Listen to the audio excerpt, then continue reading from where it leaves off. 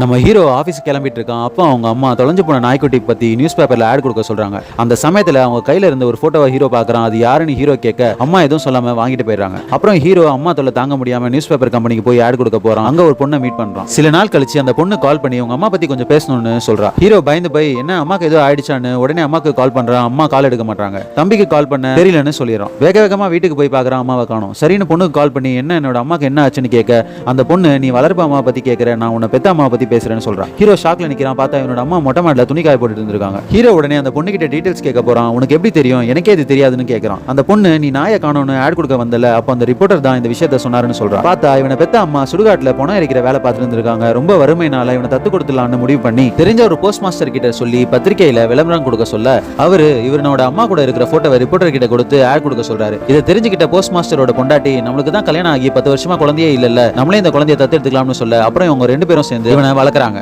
இந்த விஷயத்தை தெரிஞ்சுக்கிட்ட ஹீரோ ரொம்ப சோகமாகிறான்.